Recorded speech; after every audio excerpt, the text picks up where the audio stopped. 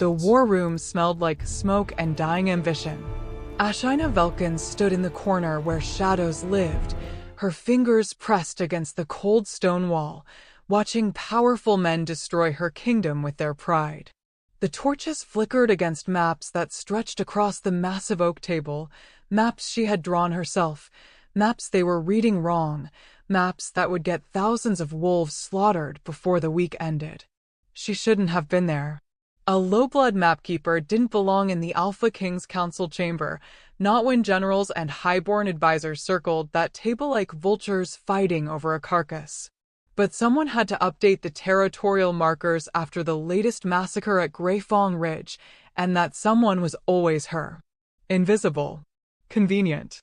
Forgotten the moment she set down her charcoal and measuring tools. Except tonight, she couldn't stay quiet. Tonight, they were planning a frontal assault on the Rotwood dens, and every instinct in her body screamed that it was suicide. The Alpha King's voice cut through the argument like a blade through flesh. We march at dawn. Conal's forces will flank from the eastern ridge while my personal guard drives straight through their center. King Tidwolf Black River. Even his name tasted like iron and winter. He stood at the head of the table, broad-shouldered and brutal, his presence filling the room until there was barely space left to breathe. Dark hair fell past his collar, and a scar carved down the left side of his face, a reminder of the battle that had crowned him 5 years ago when he ripped his predecessor's throat out in the challenge circle. Ashina's hands curled into fists. The Eastern Ridge was a killing field. She had marked it herself just 3 days ago after scouting reports came in. The Rotwolves, those feral, corrupted creatures that had once been pack brothers before the Blight took them, had collapsed half the cliff face and hidden spiked pits beneath fresh snow. Conal's wolves would fall screaming into those traps before they made it 50 yards.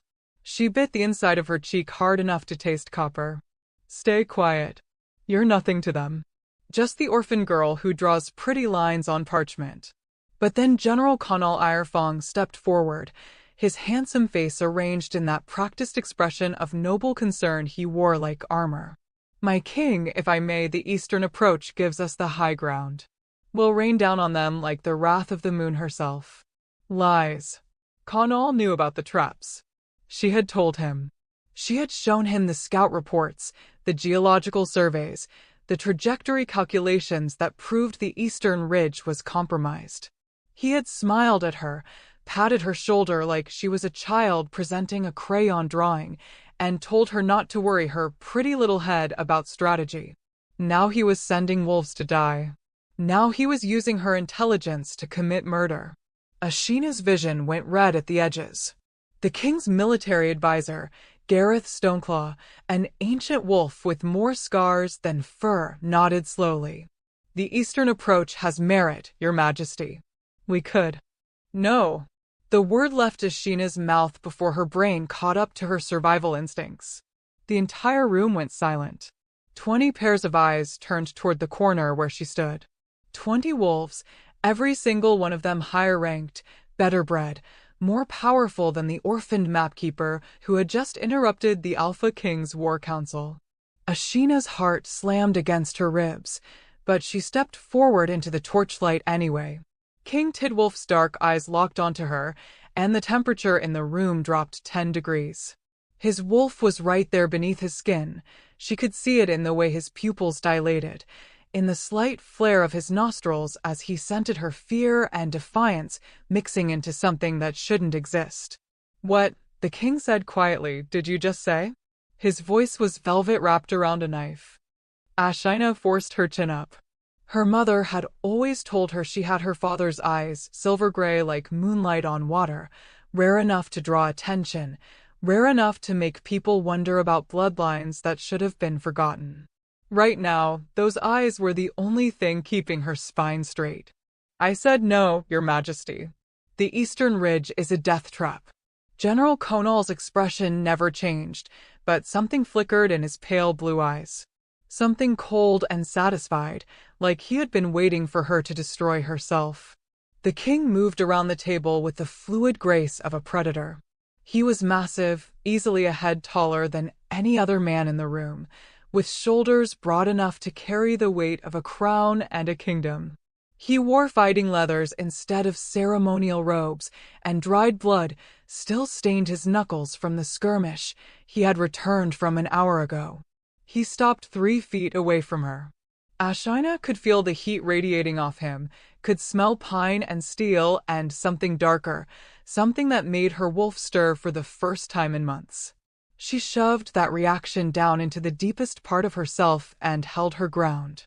"You're the mapkeeper," Tidwolf said. Not a question. "Yes, the one who draws the pretty pictures and measures the distances." His tone was mocking, dismissive. Several of the council members chuckled. Ashina's joy tightened. The one who actually reads the scout reports instead of using them as decoration, yes. More silence. Then the king smiled, and it was the most dangerous thing Ashina had ever seen. "Bold words from someone who ranks below my stable hands. Tell me, little Omega, why should I listen to you instead of my generals? The ones who have actually fought battles while you've been playing with charcoal and measuring strings." The Omega comment landed like a slap. She was an Omega. She had never presented as anything because she had never let herself shift after her parents died, had never given her wolf permission to emerge and prove what her bloodline really was. But in the pack hierarchy, if you didn't shift, you didn't count. You were nothing. Ashina stepped closer. Dangerous. Stupid. Suicidal. She stepped closer anyway and pointed at the map spread across the table.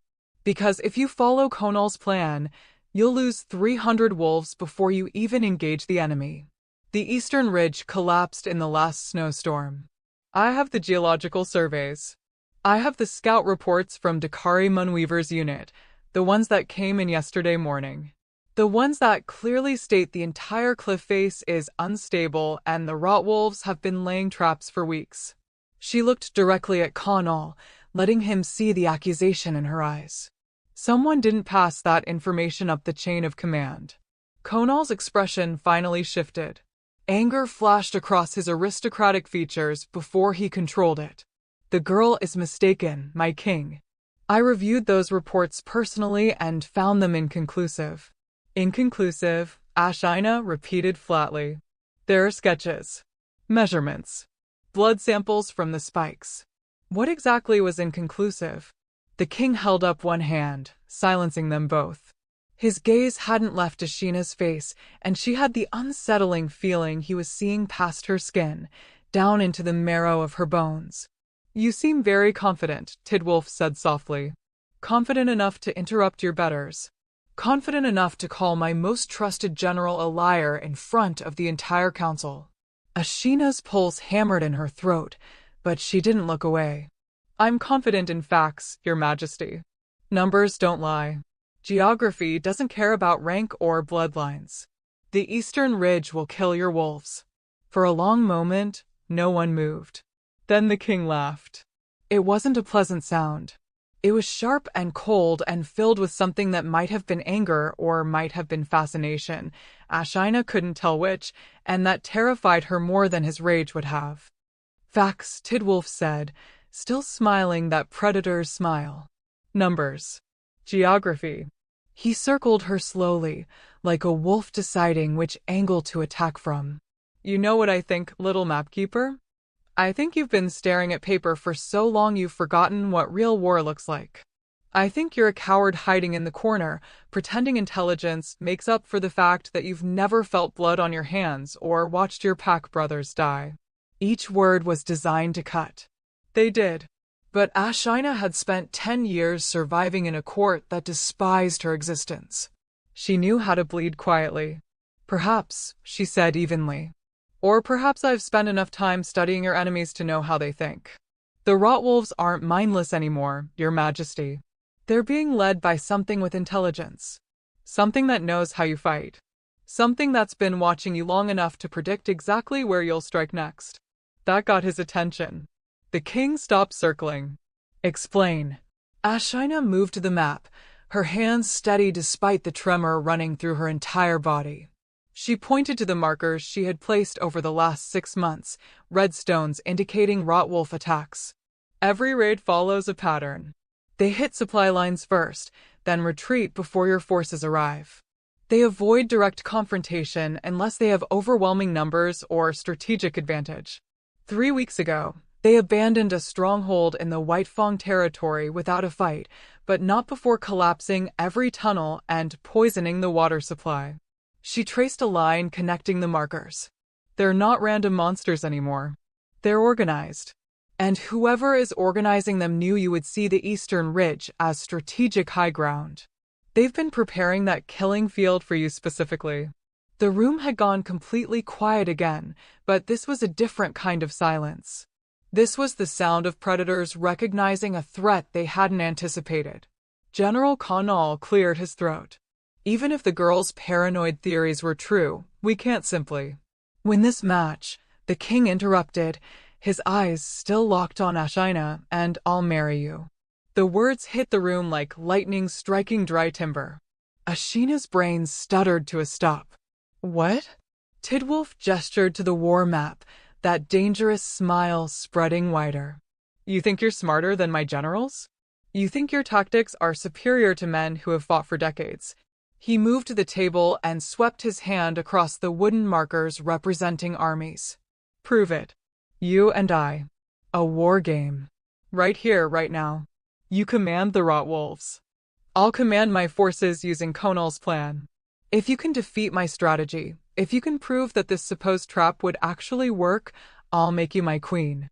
I'll marry you in front of this entire council and give you a crown. His voice dropped lower, intimate, and mocking at once. But when you lose, little Omega, you'll never question your betters again. You'll go back to your maps and your charcoal, and you'll remember that intelligence without rank is just noise.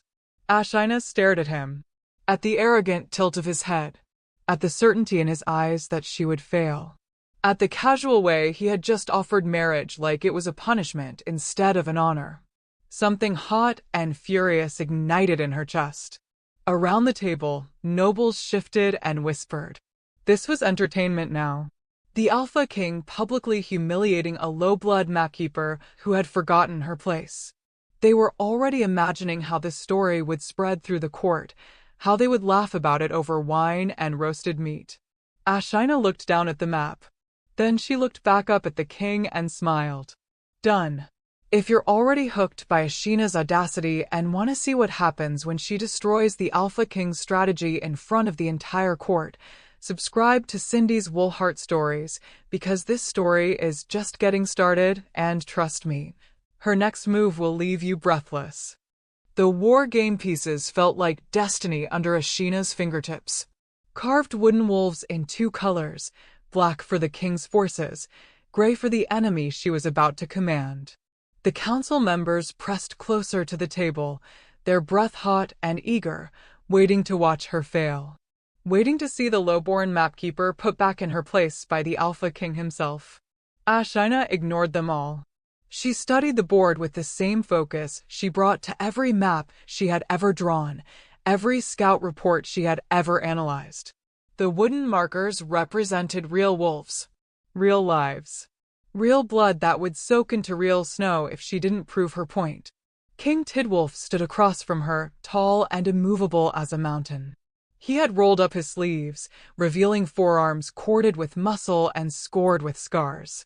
His hands moved over his pieces with casual confidence, the confidence of a man who had never lost a strategic game in his life, who had built his reputation on being unkillable in both combat and tactics. The rules are simple, Gareth Stoneclaw announced, his ancient voice carrying authority even the king respected. The mapkeeper commands the Rotwolf forces. His Majesty commands our armies using General Connell's proposed strategy. Victory is achieved by either eliminating the opposing force or capturing their command position. He paused, his scarred face grave. This is a binding exercise. Whatever tactics are proven here will determine our actual battle plans. Meaning if Ashina lost, wolves would die using Tidwolf's strategy. If she won, she would save hundreds of lives and become queen to a man who was currently looking at her like she was an amusing insect he was about to crush. Ladies first, Tidwolf said, his voice dark honey and winter storms. Show me this brilliant trap you're so convinced will slaughter my warriors. Ashina didn't hesitate. She moved her gray pieces into position on the eastern ridge, spreading them thin to make it look like a defensive formation. She placed additional markers in the valley below, the killing field where the cliff could be collapsed, where the spike pits waited beneath innocent snow.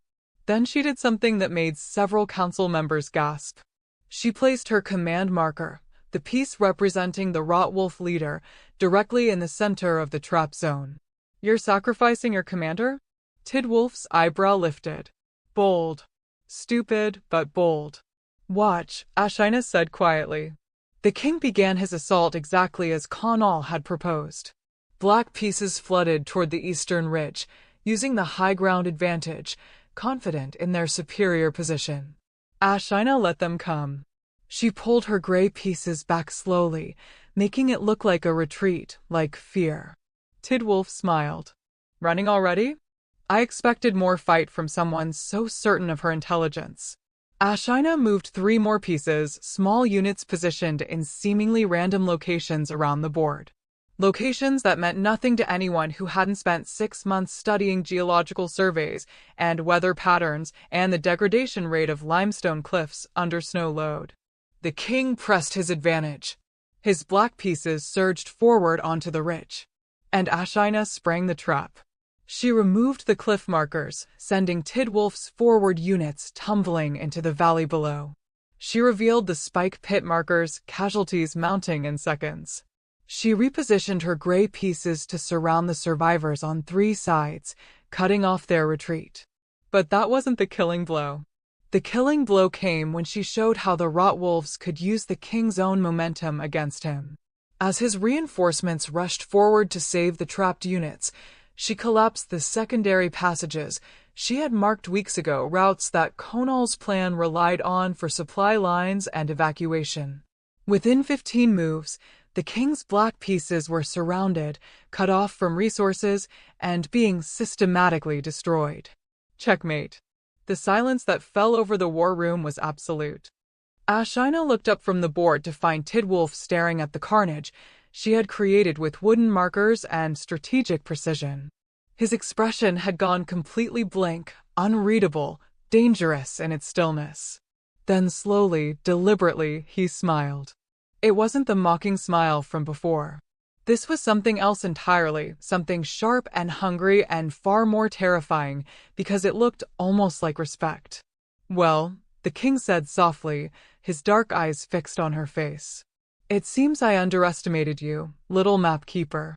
He reached across the table, his large hand extended palm up in the traditional gesture of a binding oath. Around them, nobles whispered in shock. General Conall's handsome face had gone pale, his jaw clenched tight enough to shatter teeth. A bet was made, Tidwolf continued, his voice carrying to every corner of the room. And I am a wolf of my word. Give me your hand, Ashina Velkin, and I will make you my queen before the sun rises. Ashina's heart stuttered. This was the moment. The fairy tale ending. The orphan girl who became royalty through cleverness and courage.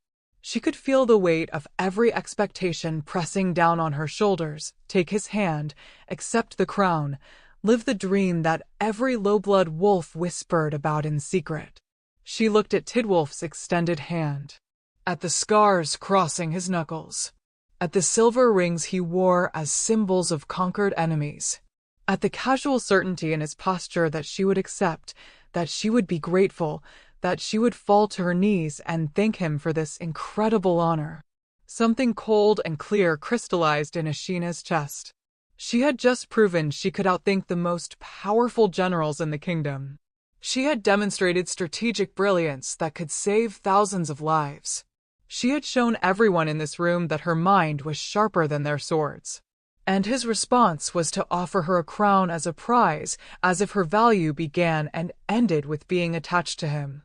Ashina pulled her hand back. The shock that rippled through the council was almost physical. Keep your ring, your majesty, she said, her voice steady and clear. I don't want to be your queen. Tidwolf's smile vanished. His eyes went flat and cold. What did you say? I said no. Ashina gestured to the war board, to the tactical masterpiece she had just created. I didn't humiliate your strategy to win a marriage bet. I did it to save lives. To prove that intelligence matters more than rank or bloodlines, or how many throats you've ripped out in challenge circles.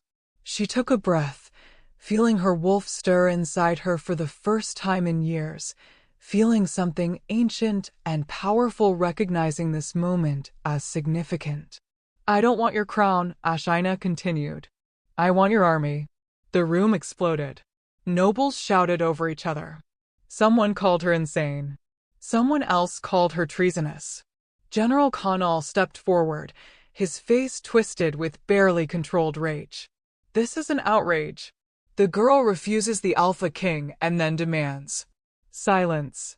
Tidwolf's voice cut through the chaos like a blade through flesh. Everyone stopped.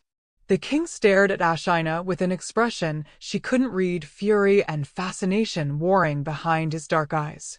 His wolf was right there at the surface now. She could see it in the way his pupils had gone almost completely black, in the slight tremor in his hands as he fought for control. You want my army, he repeated slowly, as if testing the words for poison.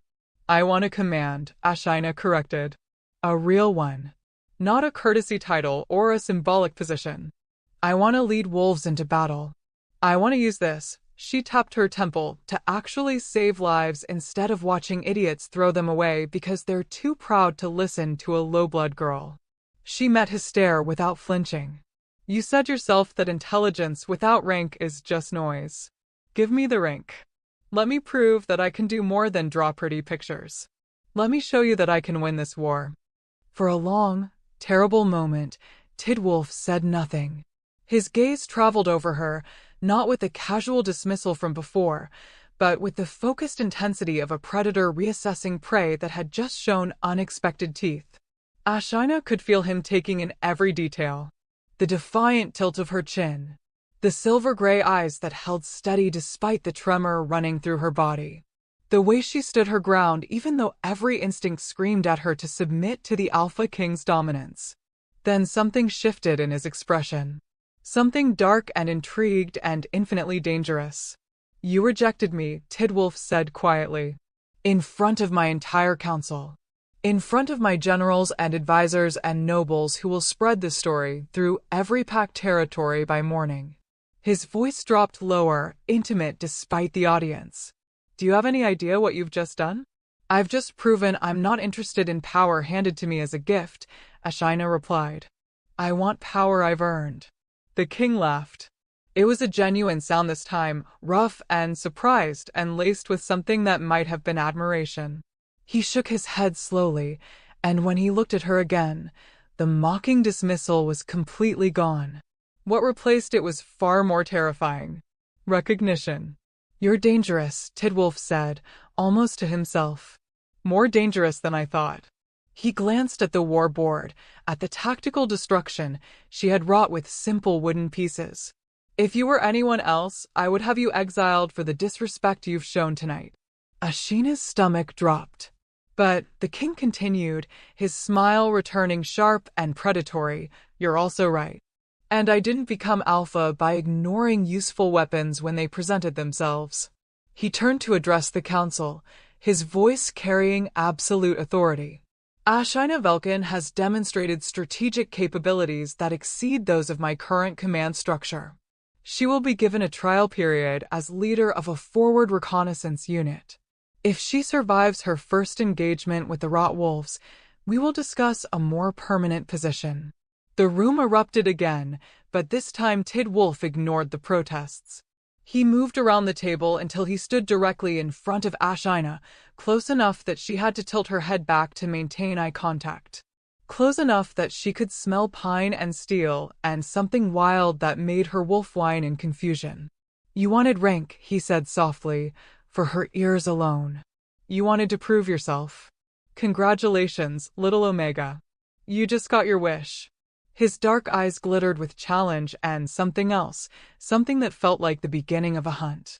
But understand this, you don't get to reject me and walk away unscathed. You've made yourself interesting, and I don't forget interesting things. He leaned closer, his breath warm against her ear. I'm going to be watching you, Ashina Velkin. Every battle, every decision, every breath you take from this moment forward. And when you finally realize that you made a mistake tonight, when you understand that you could have had everything as my queen instead of fighting for scraps as a soldier, I want you to remember that you chose this. Ashina's pulse thundered in her throat, but she forced herself to meet his gaze. I'll remember that I chose myself, Your Majesty. That's more than most wolves can say. For a heartbeat, something flickered across Tidwolf's face: surprise, respect, desire, anger, all tangled together into an expression so complex it made Ashina's breath catch. Then he stepped back, his mask of royal authority sliding into place. Report to the barracks at dawn, he commanded. Your trial begins tomorrow. He turned and strode from the war room, leaving chaos in his wake. Ashina stood alone at the war table, her hands shaking now that the adrenaline was fading, watching wooden wolves scattered across a map like prophecy. She had just rejected the Alpha King. She had just demanded, and received, a military command despite being the lowest-ranked wolf in the entire kingdom.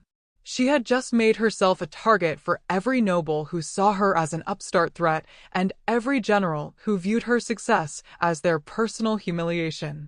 And worst of all, she had just caught the attention of the most dangerous predator in the realm, a wolf who looked at her like she was a puzzle he intended to solve, no matter how many pieces he had to break in the process. Ashina touched the war board one more time, her fingers brushing the gray command marker she had placed in the center of the killing field. The piece representing a leader willing to sacrifice everything, including themselves, to win. She had no idea how right that would turn out to be. The barracks smelled like sweat, leather, and barely controlled aggression. Ashina stood in the doorway of the long stone building that would be her new home, her small pack of belongings clutched in both hands, and fought the urge to turn around and run. Inside, 40 male warriors lounged on bunks and sharpened weapons, their conversations dying one by one as they noticed her presence. The silence spread like blood in water. She recognized some of them from the war room, soldiers who had watched her humiliate the Alpha King, who had seen her reject a crown and demand a command instead. Their expressions ranged from hostile to curious to something that looked uncomfortably like hunger. A massive warrior with a shaved head and arms like tree trunks stood from his bunk. You lost, girl? The servants' quarters are in the eastern wing. Laughter rippled through the barracks. Ashina lifted her chin. I'm not lost. I'm your new commanding officer. The laughter got louder. The bald warrior, his name was Garrett something, she remembered from the roster she had been given, stepped closer. He towered over her by at least 1.5 feet, built like violence given flesh. You're the mapkeeper. The little Omega who thinks she can play war games. I'm the mapkeeper who destroyed the king's strategy in 15 moves, Ashina corrected calmly, even though her heart was trying to punch through her ribs. And I'm the soldier who will be leading your reconnaissance unit starting tomorrow. So unless you want to explain to His Majesty why you're refusing his direct orders, I suggest you find me an empty bunk. Garrett's eyes narrowed. For a moment, she thought he might actually attack her, challenge her right there in the doorway to prove she didn't belong. His wolf was so close to the surface she could see it in the amber glow bleeding into his irises. Then an older voice cut through the tension. Bunk 12 is open. End of the row, left side. Ashina looked past Garrett to find a grizzled warrior sitting on his bed, calmly oiling a sword that had seen more battles than Ashina had lived years. He had gray streaking through his dark hair and a scar that had taken his left eye, leaving behind a puckered socket he didn't bother covering. Their gazes met, and something passed between them, a flicker of understanding, or maybe just mutual exhaustion with pack politics and posturing. Thank you, Ashina said quietly. She moved past Garrett, keeping her spine straight and her steps even, refusing to show the fear singing through her veins. Every eye tracked her progress down the center aisle. She could feel their judgment like hands on her skin, too small, too weak, too female, too lowborn, too everything that didn't belong in a warrior's barracks. Bunk 12 was tucked in the corner, which suited her fine. Fewer angles of attack. Better sight lines to the door. Old survival instincts died hard. Ashina set her belongings on the thin mattress and began unpacking with methodical precision. Spare clothes. Her mother's jade pendant, the only thing she had left from before. The small knife her father had given her when she was 6, telling her that a clever mind needed protection because the world didn't like clever things. He had been right about that. The barracks slowly returned to normal noise levels, conversations resuming, weapons being sharpened, dice games starting up in corners. But Ashina could still feel the weight of attention on her, heavy and waiting for her to fail. She sat on the edge of her bunk and let herself breathe for the first time since leaving the war room. What had she done? The question circled through her mind like a vulture. She had rejected the Alpha King. She had demanded a command position she wasn't qualified for. She had made enemies of every highborn noble who saw her elevation as a personal insult to the natural order. And for what? Pride? Principle? Some stubborn belief that she could actually make a difference? Ashina closed her eyes and let the memories come. She had been 6 years old when the blight first appeared. Her parents had been scholars, her mother a historian, her father a cartographer who mapped the ancient territories and studied the old bloodlines. They weren't warriors or nobles. They were quiet people who loved knowledge and each other, and their strange daughter with the 2 bright eyes who could recite battle formations before she could write her own name. The blight came like a sickness in the night. It started with the border packs, wolves who went feral seemingly overnight, their minds consumed by rage and hunger until they became the rot wolves. Mindless killers who attacked their own families, who lost everything that made them pack. The official story was that it was a natural plague, some curse born from the wildlands beyond the kingdom's borders. But Ashina's parents had discovered something else. She remembered the night they died with perfect, terrible clarity. Remembered her mother's voice, urgent and afraid, telling her to hide in the cellar. Remembered her father pressing his knife into her small hands, his silver-gray eyes, the same color as her own, filled with a desperate kind of love. "You're special, little moon," he had whispered. "Your bloodline is special. Never let them know what you are. Never shift. Never show them the fire inside you, or they'll destroy you like they destroyed us." She hadn't understood then. She understood now. Her parents hadn't died from the blight. They had been murdered. Killed by wolves who wore the kingdom's colors and followed orders from someone high enough in the pack hierarchy to make 2 scholars disappear without consequences. Ashina had hidden in that cellar for 3 days, listening to the house above being searched and ransacked, listening to soldiers arguing about whether they had found the girl. When she finally emerged, half-starved and nearly wild with grief, she had burned every paper her parents owned. Every research note, every map, every piece of evidence that might connect her to their discoveries. Then she had become invisible. A quiet orphan who kept her head down and her mouth shut. Who took work as a scribe and later as a mapkeeper because it kept her close to information without drawing attention. Who never shifted, never challenged, never gave anyone reason to look too closely at the low-blood girl with the silver-gray eyes that should have belonged to a much higher bloodline. For 10 years, she had survived by being nothing. And tonight, she had thrown all of that away. Ashina opened her eyes and looked down at her hands. They were shaking. Not from fear, though there was plenty of that, but from something else. Something that felt like her wolf finally stirring after a decade of forced hibernation. Her father had told her never to shift. But he had also told her she was special. That her bloodline meant something. Ashina touched the jade pendant at her throat, her mother's last gift, carved with symbols from the old pack languages. Symbols that spelled out a bloodline name that should have been extinct. Moonborn. The ancient line of seers and strategists who could read battles before they happened, who could see patterns in chaos, who were hunted to near extinction 3 generations ago because their power threatened the established order. Her mother had been the last Pirmu born. Her father had been a cartographer from a minor bloodline. And Ashina was their daughter, the child who inherited tactical brilliance like other wolves inherited strength or speed. The child who could win wars if anyone let her. The child who had just forced the Alpha King to let her. First time in a warrior's barracks? Ashina's head snapped up to find the one-eyed soldier standing beside her bunk. Up close, she could see more scars, dozens of them, crisscrossing his arms and neck like a map of violence survived. Yes, she admitted. He nodded slowly, studying her with that single dark eye. Name's Voss Ironhide. I've been fighting in the King's army for 30 years. Seen commanders come and go. Seen brilliant tacticians and absolute fools. He paused.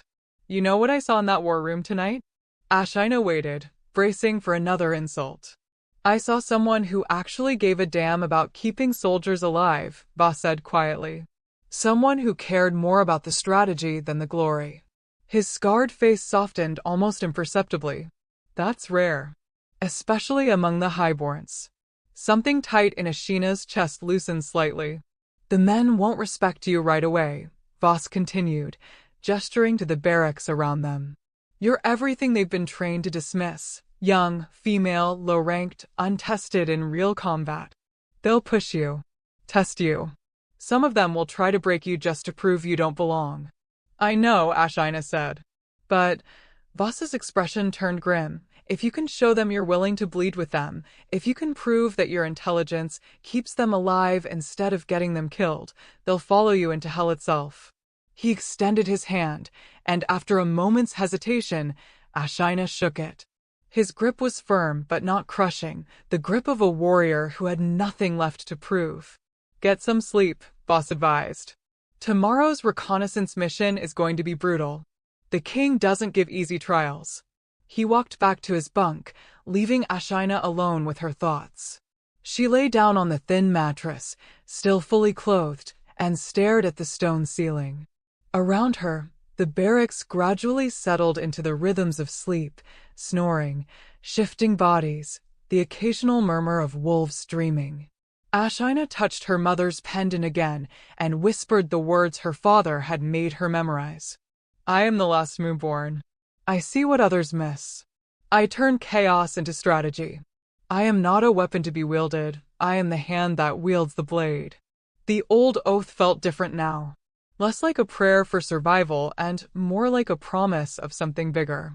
She had spent 10 years hiding who she was. Maybe it was time to stop hiding. Maybe it was time to show the Alpha King and everyone else who had dismissed her that intelligence could be just as dangerous as claws and teeth. Maybe it was time to prove that the girl they had tried to erase could save them all. Ashina closed her eyes, and for the first time in a decade, she let her wolf touch the surface of her consciousness. Just a brush of contact. Just enough to feel the power sleeping in her blood, ancient and patient, and waiting for permission to emerge. Not yet, she thought. Not until I'm ready. But soon. The promise echoed through her bones like destiny. Outside, the moon rose full and silver over the kingdom, and somewhere in the royal tower, an Alpha King stood at his window, staring at the barracks where a mapkeeper slept among warriors, wondering why he couldn't stop thinking about gray eyes and a voice that said, I want your army, like it was the most natural thing in the world. The game had changed tonight, and neither of them fully understood the rules yet. The reconnaissance mission went better than anyone expected. Which was exactly why Ashina knew something was wrong. She stood at the edge of the Hollow Grove, an ancient forest that marked the boundary between kingdom territory and the wild lands where the rot wolves bred, and studied the tracks pressed into fresh snow. 12 wolves in her unit, all watching her with varying degrees of skepticism and grudging respect after she had successfully led them through a supply route verification without losing a single soldier. Too easy. The king had given her what was supposed to be a suicide mission, scout the northern approaches where 3 previous units had been ambushed and slaughtered. But Ashina had read the terrain, mapped the sight lines, and used alternate routes that kept them hidden from the usual Rotwolf patrol patterns. They had completed their objective in half the expected time with 0 casualties, which meant the Rotwolves had let them. "Something's wrong," Ashina said quietly, her breath misting in the frozen air. Garrett, the massive bald warrior who had challenged her in the barracks, snorted. "We completed the mission without a scratch." "That's called success, Mapkeeper." "That's called a trap," Ashina corrected, still studying the treeline. "The Rotwolves should have hit us at least twice by now. These are their hunting grounds. They know every inch of this forest better than we do." Voss Ironhide moved beside her, his single eye scanning the shadows between ancient trees. "She's right. It's too quiet." As if summoned by his words, a howl split the winter silence. Not the mindless shriek of a feral Rotwolf, but something else, something that sounded almost like language, like a call being answered by voices scattered through the forest in a pattern that made Ashina's tactical instincts scream warnings. They were surrounded. "Defensive formation," Ashina ordered, her voice sharp and clear. "Backs to the stone circle. Now." The stone circle was 50 yards away, a ring of ancient monoliths that jutted from the snow like teeth. Old pack legends said it was a sacred place, that the first wolves had performed their bonding ceremonies there under the full moon. Right now, it was the only position that would keep them from being slaughtered. Her unit moved without question this time, responding to the authority in her command. They formed a tight circle with their backs to the stones, weapons drawn, as shadows began detaching from the forest. Rotwolves. But these weren't the mindless ferals Ashina had expected. These creatures moved with coordination, with intelligence, with purpose. Their eyes glowed that sickly green that marked the Blight's corruption, but behind the glow was something worse, awareness. They circled the stone ring slowly, deliberately, like predators playing with prey they had already caught. Ashina counted them quickly. 20. Maybe 25. More than double her unit's numbers. "Hold formation," she commanded, her mind racing through tactical options. "Don't break ranks. Don't chase if they retreat. This is a test." "A test for what?" Garrett growled, his claws extended. Before Ashina could answer, the Rotwolves parted. Something walked through their ranks that made every instinct Ashina possessed scream to run. It had the shape of a wolf, massive and powerful, easily the size of an alpha, but wrong in ways that hurt to look at directly. Its fur was the color of spoiled meat, and black veins pulsed beneath the skin like corruption given physical form. But it was the eyes that stopped Ashina's heart. They weren't glowing green like the others. They were silver, clear and intelligent, and fixed directly on her with an intensity that felt like recognition. The creature spoke. Not in the growls and snarls of a beast, but in actual words shaped by a mouth that shouldn't have been able to form human speech. "The last daughter of the Moonborn bloodline stands in the old circle where her ancestors once ruled." Ashina's blood turned to ice. "Impossible," she whispered. "Is it?" The corrupted alpha tilted its head, and the gesture was so unnervingly human that several of her soldiers gasped. "Your mother thought the same when we found her. Your father believed his research could remain hidden. They were both wrong." Rage exploded through Ashina's chest, hot and consuming. "You killed them." "We silenced a threat," the creature corrected calmly. "Just as we will silence you, little seer. Unless you choose to embrace what you truly are and join us. The Blight doesn't destroy, it evolves. It perfects. We could show you power beyond anything your broken kingdom offers." The words hung in the frozen air like poison. Ashina felt her unit's eyes on her, felt their sudden uncertainty and fear. They had just learned their commanding officer came from a bloodline that had been hunted to extinction. They had just heard evidence that she was hiding something fundamental about who and what she was. She could feel trust cracking around her like thin ice. "Commander." Voss's voice was carefully neutral. "What is he talking about?" Ashina's hands trembled.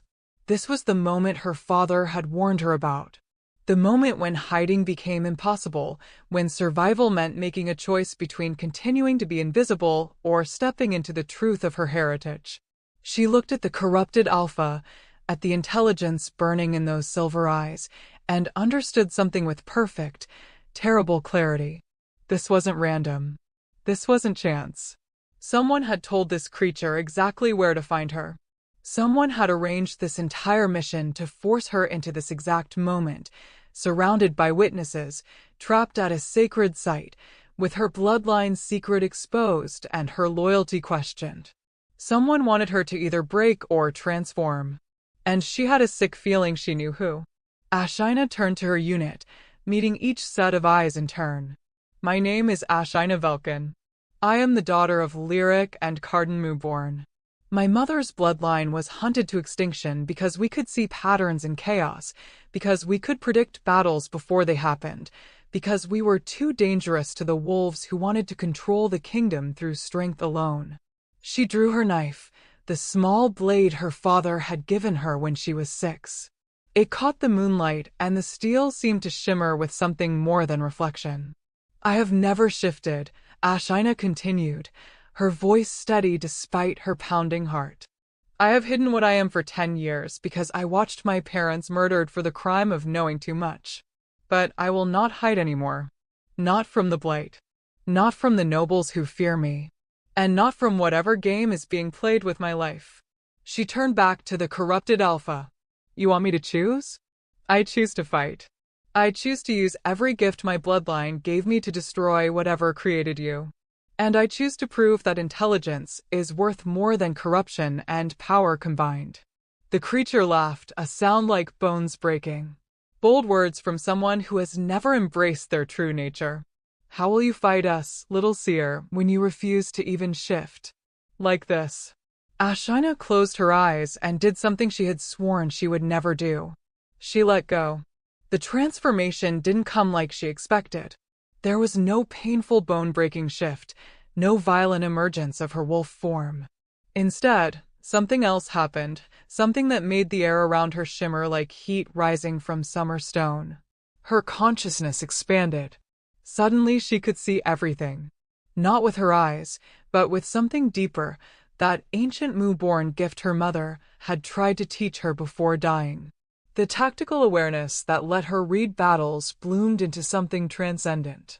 She saw the Rotwolves' formation and understood their attack pattern before they moved. She saw the weak points in their coordination, the slight hesitation in 3 of them that marked recent transformation. She saw the way the corrupted Alpha favored his right foreleg, the telltale sign of an old injury. And she saw something else. The stone circle wasn't just ancient architecture. It was a focal point, a place where the old magic still lived in the earth. The symbols carved into the monoliths were Mooborn script, words of power that her mother had made her memorize without explaining why. Ashina's eyes snapped open, and they were glowing silver. Pure and bright, and nothing like the sickly green of the Blight. Mooborn magic, the corrupted Alpha hissed, and for the first time, she heard fear in its voice. Ashina spoke the old words. They came from somewhere deep in her blood memory, syllables her ancestors had used to turn battlefields into sacred ground, to protect their packs from forces that predated the kingdom itself. The words weren't a weapon, they were a revelation, a calling forth of truth that the stones remembered even if the wolves had forgotten. Light exploded from the monoliths. Silver and pure and ancient, it spread in a wave that washed over her unit without harm, but slammed into the Rotwolves like a physical force. The corrupted creatures shrieked and staggered back, their forms smoking where the light touched them. The corrupted Alpha roared in rage and pain. You cannot hold this forever, Mooborn. The Blight is patient. It will consume your kingdom, and when it does, you will have no choice but to join us or die with them. Then the Rotwolves were retreating, melting back into the forest like nightmares fleeing dawn. The silver light faded slowly, sinking back into the stones until only moonlight remained. Ashina collapsed to her knees in the snow, gasping. Her eyes returned to their normal gray, but something fundamental had changed. She had touched her power, really touched it for the first time in her life, and the sensation left her feeling simultaneously more whole and more terrified than she had ever been. Around her, her unit stood in stunned silence. Then Voss Ironhide knelt in the snow beside her. "The old stories," he said quietly, his scarred face odd. "The moonborn seers who could turn battlefields into sanctuaries. Who could see the threads of fate before they were woven." He looked at her with something like reverence. "I thought they were just legends." "So did I," Ashina whispered. Garrett's massive form blocked out the moonlight as he stepped closer. His expression was unreadable, and for a terrible moment, Ashina thought he might attack her, might decide she was too dangerous to let live. Then he extended his hand. "I was wrong about you, Commander. You're not playing at war. You're the real thing." Ashina stared at his offered hand, then slowly took it. He pulled her to her feet with surprising gentleness. "We need to get back to the Citadel," Voss said, already scanning the forest for threats. "The king needs to know about the intelligent rot wolves. About the fact that someone is commanding them. About the fact that your commanding officer is Mooborn and just used ancient magic to save your lives," Ashina thought, but didn't say. They began the march back through the winter forest, moving in tight formation, hyper-alert for another ambush. But Ashina's mind was elsewhere, replaying the corrupted Alpha's words. Someone had known about her bloodline. Someone had sent that creature to test her, to force her revelation. Someone was playing a game far more complex than simple warfare. And as they emerged from the hollow grove and saw the citadel rising in the distance, its towers dark against the star-scattered sky, Ashina felt the weight of destiny settling onto her shoulders like a crown she had never asked for. She was Moonborn, the last of her kind. And whatever prophecy or doom that bloodline carried, she had just stepped directly into its path. High in the royal tower, King Tidwolf Blackriver stood at his window and watched a unit of soldiers emerge from the forest. Even from this distance, he could pick out the small figure walking at their center, spine straight, movements precise, silver-gray eyes probably still glowing with power she had finally stopped hiding. He had sent her on that mission knowing exactly what waited in the Hollow Grove. He had orchestrated this entire revelation. And now the real game could begin. Tidwolf smiled into the darkness, his wolf prowling just beneath his skin, and wondered if Ashina Velkin understood yet that he had been waiting for her his entire life. Waiting for the one wolf clever enough, dangerous enough, powerful enough to stand beside an Alpha King and not be consumed by his shadow. The Moonborn had returned, and the kingdom would never be the same. The War Council convened 3 hours after Ashina's unit returned from the Hollow Grove. She stood before the assembled nobles and generals, exhausted and still trembling from the power she had unleashed, and watched their faces cycle through shock, fear, and calculation. Word had spread fast.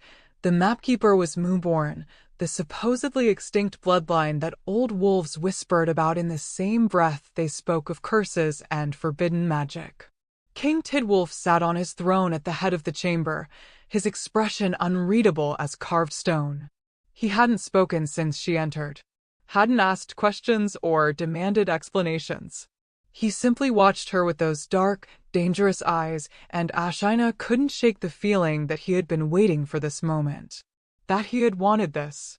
Mooborn, General Conal Irefong, said the word like a disease. He stood among the other advisors, his handsome face twisted with disgust barely concealed as concern. "The girl admits to being descended from a bloodline that was rightfully purged for treason against the crown 3 generations ago. My ancestors weren't traitors," Ashina said, her voice sharp despite her exhaustion. "They were killed because they could see through the lies of corrupt wolves who wanted to control the kingdom through fear instead of wisdom." Semantics. Conal waved a dismissive hand. "The fact remains that Mooborn magic is forbidden. It corrupts those who wield it. History proves this. History written by the wolves who murdered my family," Ashina shot back. "Enough." Tidwolf's voice cut through the rising argument like a blade. He leaned forward on his throne, his gaze fixed on Ashina with an intensity that made her skin prickle. "Tell me what happened in the Hollow Grove." "Everything."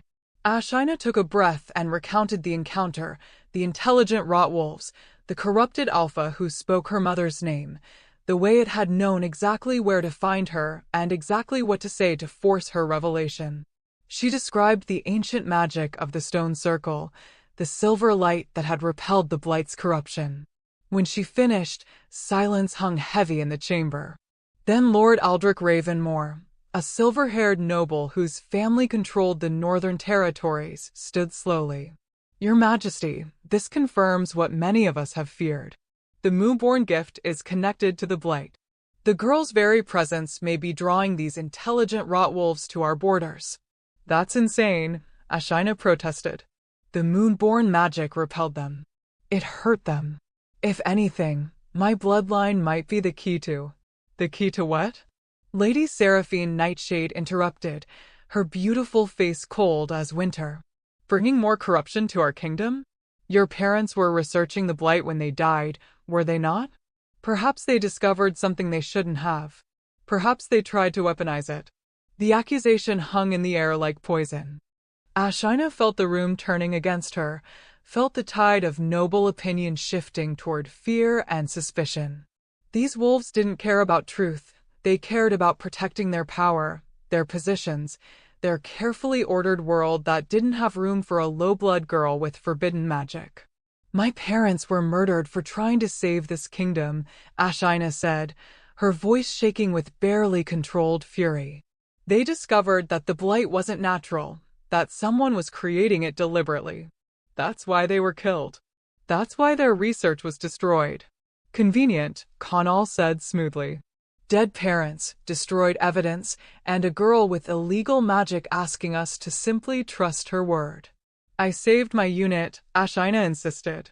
"I used Moonborn power to protect kingdom soldiers from an enemy attack." "How is that treason?" "Because," Lord Aldrich's voice was heavy with false regret, "we cannot allow forbidden magic to be practiced within our borders, regardless of intent." "The law is clear, Your Majesty." "The Moonborn bloodline was declared extinct and their gifts forbidden for the safety of the realm." He turned to face Tidwolf directly.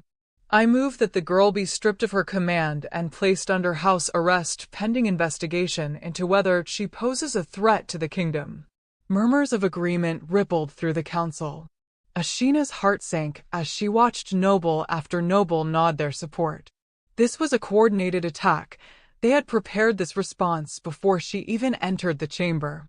Someone had spent the 3 hours since her return building a political coalition against her. Someone who wanted her neutralized. She looked at Tidwolf, searching his face for some sign of what he was thinking. He had been the one to give her the command. He had watched her reject his marriage proposal and demand to prove herself through merit. Would he defend her now, or would he sacrifice her to appease his nobles? The king's expression remained perfectly neutral. "General Connell," Tidwolf said quietly, "you were supposed to receive the scout reports about the Eastern Ridge instability. The reports that could have prevented hundreds of deaths. Yet you dismissed them as inconclusive and proceeded with a plan that would have been catastrophic." Connell's jaw tightened. "Your Majesty, The Moonborn girl corrected your fatal error in the war room," Tidwolf continued, his voice soft and deadly. "She demonstrated tactical superiority that has been verified by her successful completion of a reconnaissance mission that killed 3 previous units. And now, after she saves her soldiers using power that clearly works against our enemies, you want her arrested." Hope flickered in Ashina's chest. But Tidwolf wasn't done. "However," the king said, turning his dark gaze to Ashina, "Lord Aldrich raises a valid point. Moonborn magic is forbidden by kingdom law, a law I am sworn to uphold." He stood slowly, his massive frame radiating authority that filled the entire chamber. "The question is not whether the girl broke the law, she admits she did.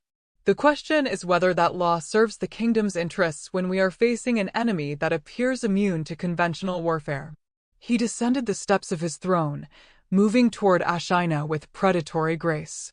The entire council watched in tense silence as their king approached the low-blood mapkeeper who had become something far more dangerous.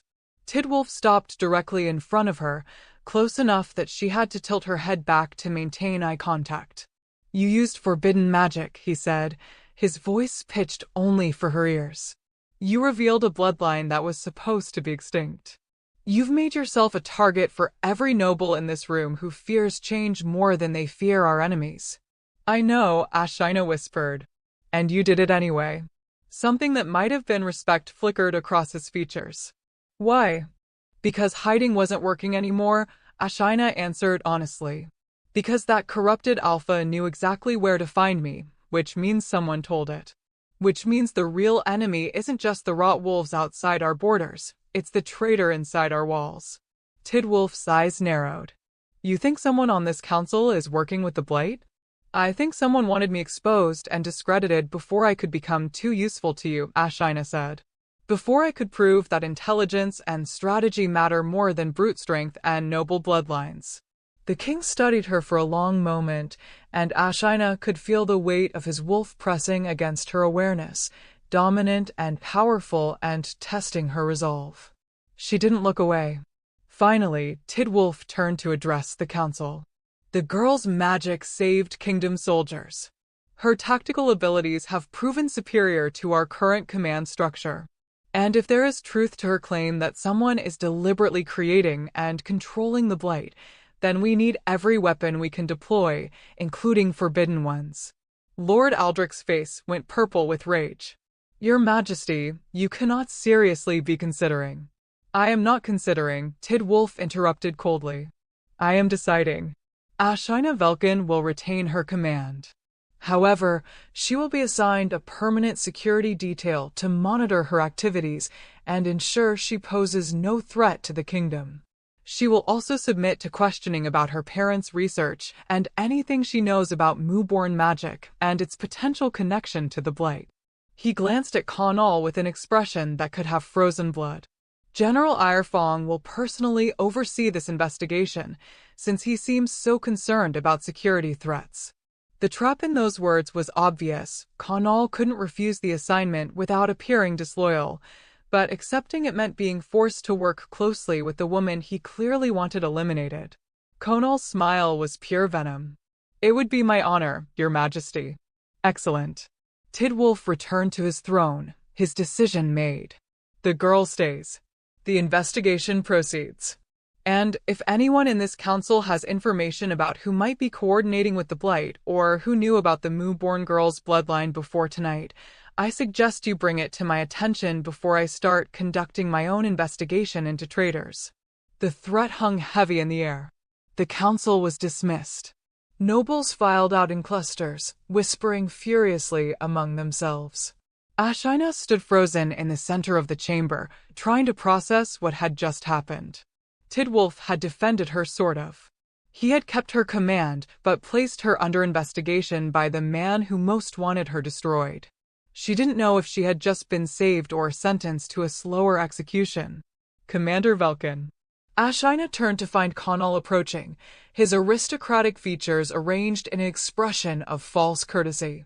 Up close, she could see the calculation in his pale blue eyes, the absolute certainty that he would find a way to destroy her.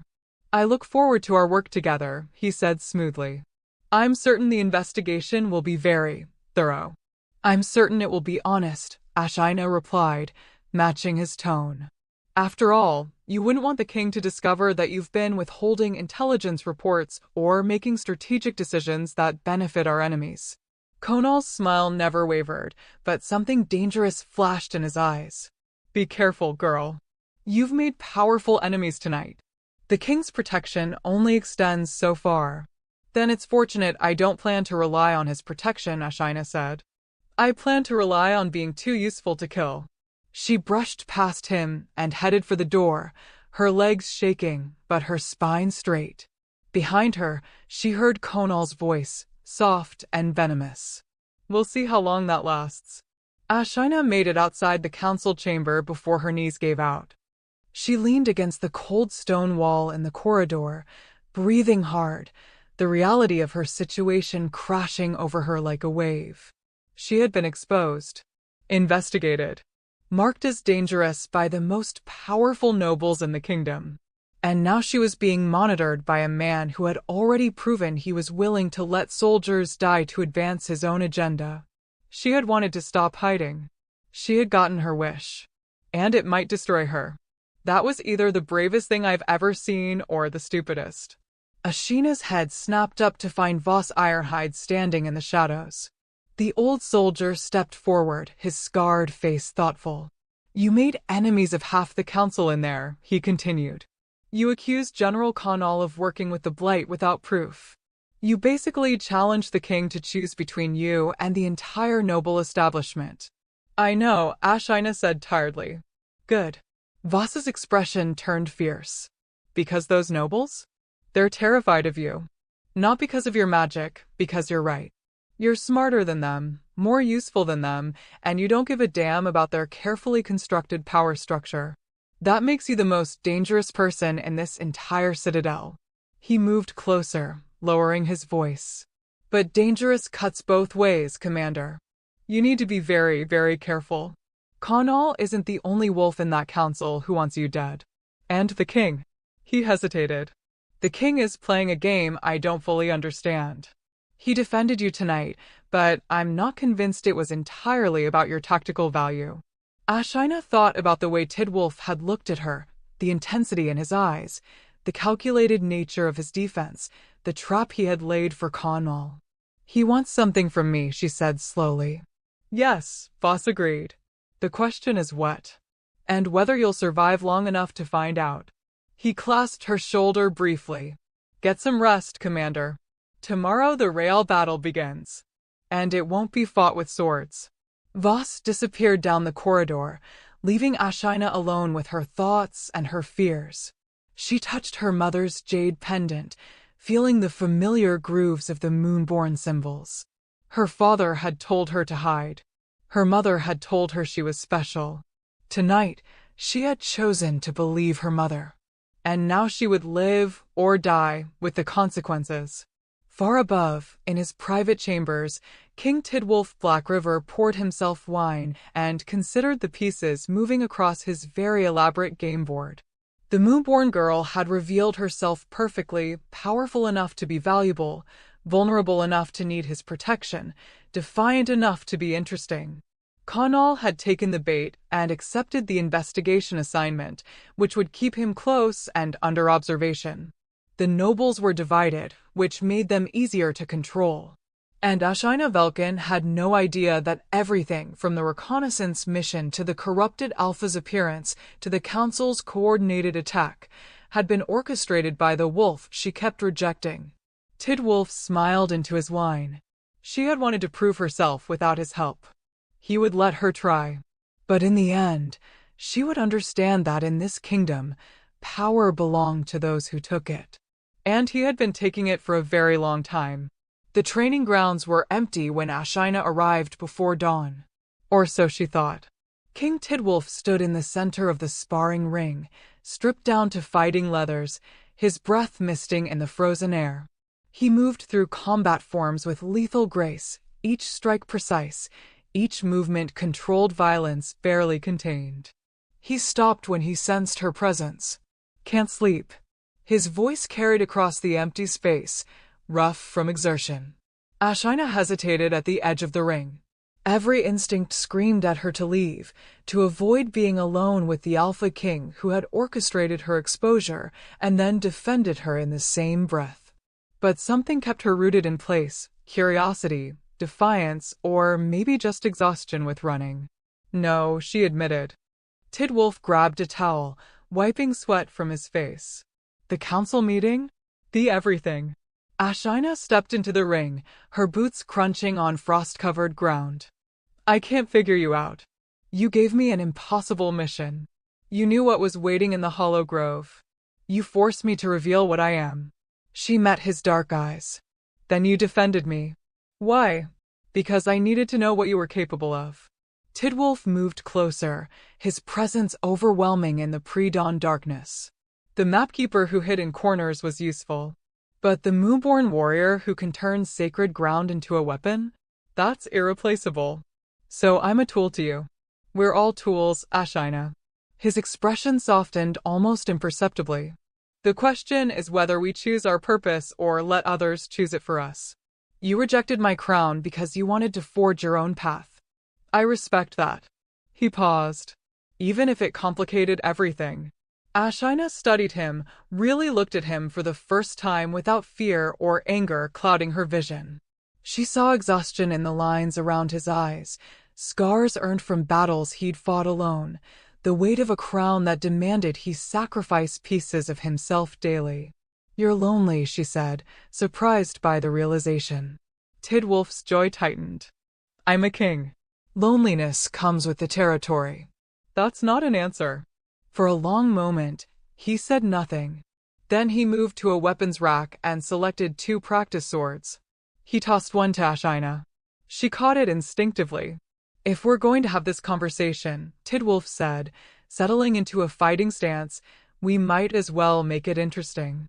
Ashina raised the practice sword, her muscles protesting. She had never trained for combat, her value had always been her mind, not her claws. I'm not a warrior. No, you're a strategist who needs to learn how to fight. Tidwolf's smile was sharp. Lesson 1. Your enemies won't wait for you to be ready. They'll strike when you're vulnerable. He attacked. Ashina barely blocked the first strike, the impact reverberating through her arms.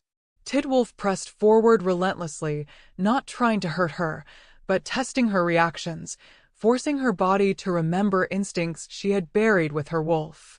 You're thinking too much, Tidwolf said as their swords clashed. Combat isn't like tactics. It's instinct. Feel it. Easy for you to say, Ashina gasped, blocking another strike. You've been training since birth. And you've been suppressing your wolf since you were 6. Tidwolf circled her, his movements fluid and predatory. That's worse than no training. That's active self-sabotage. Ashina's anger flared. She lunged forward with a strike that surprised them both, fast and vicious and fueled by 10 years of buried rage. Tidwolf blocked it, but barely. There, he said, and something like approval warmed his voice. That's what I'm looking for. Stop hiding. Stop holding back. They fought in earnest then, Tidwolf teaching through action, Ashina learning through necessity.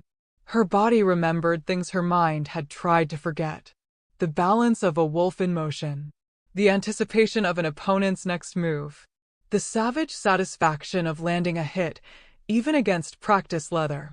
Tidwolf swept her legs and she went down hard, the breath knocked from her lungs. He stood over her, offering his hand. You're getting better. Ashina took his hand, and the contact sent awareness racing through her skin. He pulled her up easily, and suddenly they were too close, close enough that she could see gold flecks in his dark eyes, could smell pine and winter, and something uniquely him that made her wolf whine. Why do you really care? She whispered. About me, about my training. You could have left me as a mapkeeper and still used my tactical advice. Why force me into this? Tidwolf's thumb brushed across her knuckles where their hands were still joined. Because I've been Alpha King for 5 years. I've had countless advisors, warriors, nobles all vying for position and power. They all want something from me: land, titles, influence. His gaze held hers. You're the first wolf who looked at my crown and said no.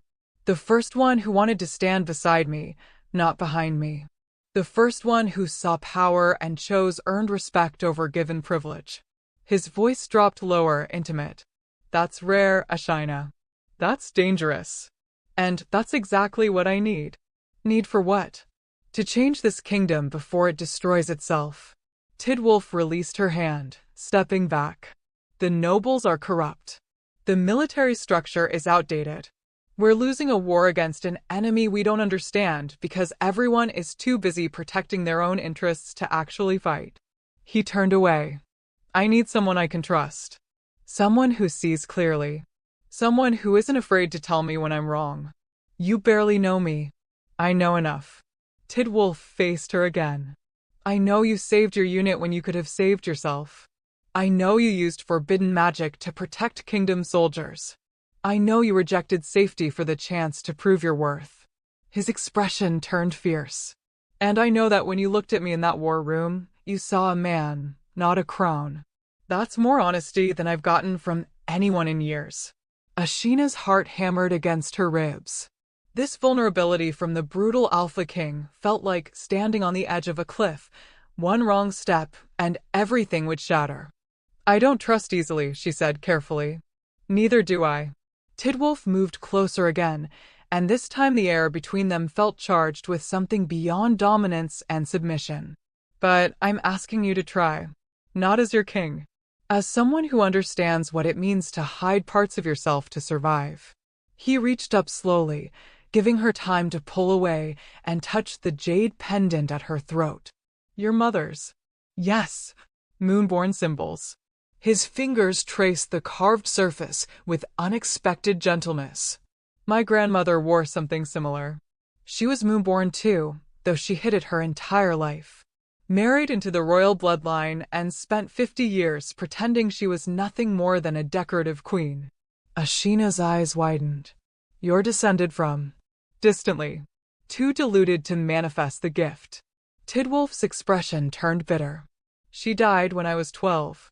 Before she passed, she told me that one day a true moonborn would return.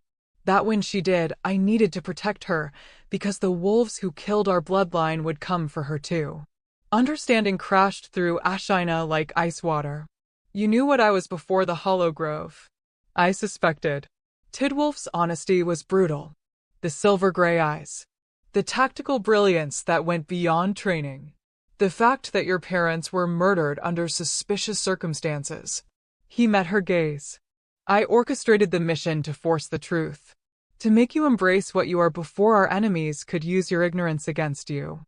Rage and something else, something that felt uncomfortably like relief, warred in Ashina's chest.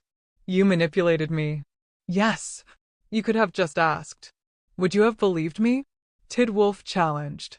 Would you have trusted the Alpha King who tried to marry you out of arrogance?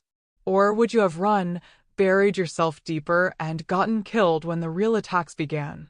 Ashina had no answer because he was right. I need you alive, Tidwolf continued. I need you powerful. I need you willing to fight, because this war is bigger than either of us realizes. He stepped back, giving her space. But I also need you to choose this. Choose to trust me. Choose to let me help you become what you're meant to be.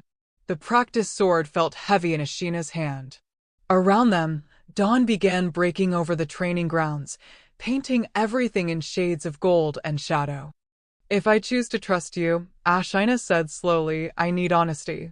No more manipulation. No more orchestrated revelations. Agreed. And I need you to understand that I won't be controlled. Not by you, not by the council, not by anyone. Tidwolf's smile was sharp and genuine. I wouldn't expect anything less.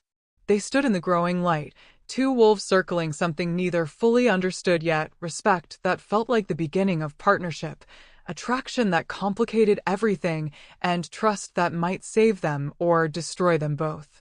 Train with me, Tidwolf said quietly. Every morning.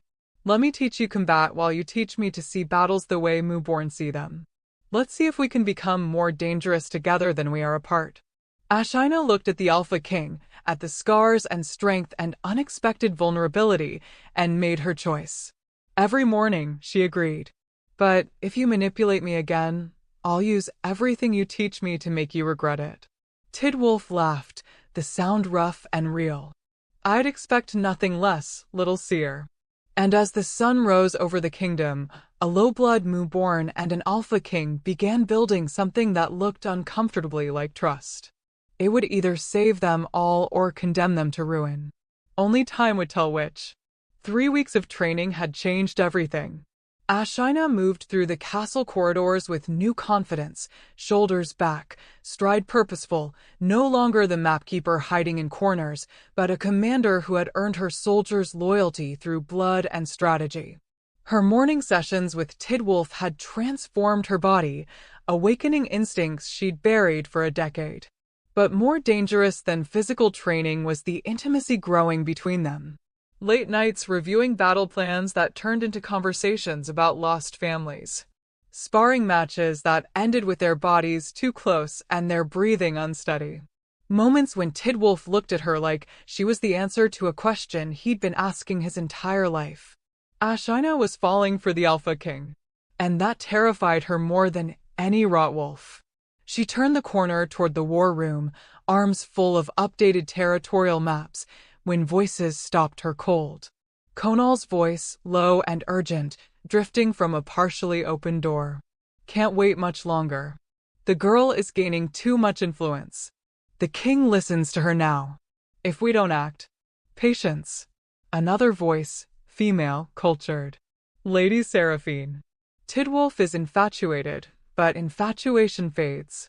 We simply need to provide the right incentive for him to see reason. Ashina pressed herself against the wall, barely breathing.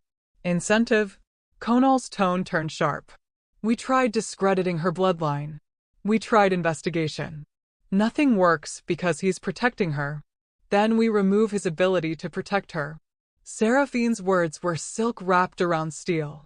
The Moonborn girl will lead the assault on Shadow Peak Ridge tomorrow. It's a difficult mission, but she's proven herself capable. What if complications arose? What if intelligence suggested she was leading our forces into a trap deliberately? Ashina's blood turned to ice.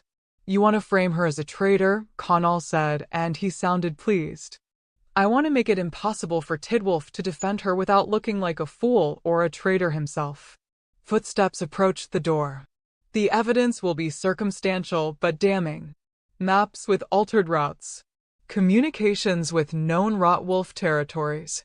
And when the mission fails because we've ensured it will fail, the council will have no choice but to demand her execution. And if she survives? She won't. Seraphine's voice was cold certainty. I've made arrangements with our friends in the corrupted packs. They'll be waiting at Shadow Peak. The Moonborn dies tomorrow, and with her, Tidwolf's dangerous ideas about merit over bloodline. The map slipped from Ashina's nerveless fingers, hitting the stone floor with a sound like thunder. The door flew open. Konal stood framed in the doorway, his handsome face cycling through shock to calculation in a heartbeat. Behind him, Lady Seraphine's beautiful features twisted with cold fury. Well, Konal said softly. This is unfortunate. Ashina ran. She grabbed the maps and bolted down the corridor, her heart slamming against her ribs. Behind her, she heard Konal shouting orders to guards, heard boots pounding stone as soldiers mobilized. She had to reach Tidwolf. Had to warn him that the mission was compromised, that there were traitors in his inner circle planning her death and his humiliation. She rounded a corner and slammed directly into armored chest. Garrett caught her shoulders, steadying her. Commander? What? Traitors, Ashina gasped. Konal and Seraphine. They're planning to sabotage tomorrow's mission. Frame me. I heard everything. Garrett's expression darkened. Where's the king? Council chambers, but they'll never let me reach him. They'll claim I'm paranoid, making accusations without proof. Ashina's mind raced through tactical options. I need to get to my unit. If we can secure the routes before they alter the intelligence. Commander Velkin. Konal's voice echoed down the corridor. Stand down. You're under arrest for espionage. Guards appeared at both ends of the hallway, weapons drawn, expressions uncertain as they looked between their general and the low-blood commander who had saved their brothers' lives. Don't do this, Ashina said, her voice carrying authority she'd earned in blood. I know what you heard sounds insane, but General Konal is working with the Rotwolves. He's been sabotaging our war effort from the beginning. The failed missions, the intelligence gaps, the ambushes, it's all been him. The girl is delusional, Konal said smoothly, approaching with measured steps. Paranoid from stress. She's been making wild accusations since the council investigation began. He turned to the guards. Restrain her. Gently. She's not well. The guards hesitated. Then one of them lowered his weapon. Begging your pardon, General, but Commander Velkin led us through 3 successful missions without a single casualty. She's earned the right to be heard. More guards lowered their weapons. Conal's expression turned venomous. This is treason. You're all witnesses to treason. No, Garrett said, stepping beside Ashina. This is loyalty to a commander who's proven herself. Whatever accusations you're making, they go through the king, not you. Voss appeared from a side corridor, other members of Ashina's unit materializing behind him. They formed a protective circle around her, a living shield of warriors who had decided to trust a Moo-born mapkeeper over a highborn general. Conal's hand moved to his sword. Stand aside. All of you. That's a direct order. Make us, Garrett rumbled. The corridor exploded into chaos. Conal's loyal guards attacked. Ashina's unit defended. Steel clashed against steel in the narrow space, and Ashina found herself being pushed back, protected by soldiers who had decided she was worth dying for. Get to the king, Voss shouted, blocking a strike meant for Ashina's head. We'll hold them. Ashina ran again, guilt and gratitude warring in her chest. She took the servant passages, narrow corridors she'd memorized during her years as a mapkeeper, racing toward the council chambers where Tidwolf was meeting with his advisors. She burst through a hidden door directly into the chamber. 20 startled faces turned toward her. Tidwolf was on his feet instantly, his expression shifting from surprise to concern. Ashina, what? It's Conal, she gasped, fighting for breath. And Seraphine. They're planning to sabotage the Shadow Peak mission. They're working with the Rotwolves. I heard them. They're going to frame me as a traitor and ensure the mission fails to discredit you. Silence crashed through the room. Then Lord Aldrich laughed. The girl has finally broken. I warned you, Your Majesty. The pressure of command, the investigation, her unstable bloodline. She's telling the truth. Every head swiveled toward the doorway where Lady Seraphine stood, flanked by guards. Her beautiful face was perfectly composed, but her eyes blazed with cold calculation. I am working with the corrupted packs, Seraphine continued calmly. As is General Conal, Lord Aldrich, and 6 other members of this council. We've been facilitating the Blight's spread for 2 years. The chamber erupted in shocked outcry. Seraphine's smile was poison and ice. The old kingdom is dying, Your Majesty. We're simply helping it along so something better can rise from the ashes. The Blight doesn't destroy, it evolves. It creates perfect warriors without the weakness of emotion or conscience. You're insane, Tidwolf said, his voice deadly quiet. I'm practical. Seraphine gestured, and her guards raised crossbows aimed directly at Tidwolf. And I'm done pretending to serve a king who thinks merit matters more than blood, who elevates low-born filth to positions of power, who wants to change everything our ancestors built. More guards poured into the chamber, Conal's forces, Seraphine's loyalists, nobles who had been hiding their corruption behind polite smiles. Ashina's unit crashed through the main doors, bloodied but fighting. Voss took an arrow meant for Garrett. Loyal kingdom soldiers clashed with traitors who had been standing beside them for years. The council chamber became a battlefield. Tidwolf shifted, not fully, but enough that his claws extended and his eyes went wolf-bright. He moved toward Seraphine with lethal intent. She laughed and pulled a vial from her robes. One more step, Your Majesty, and I release this into the air. Concentrated blight essence.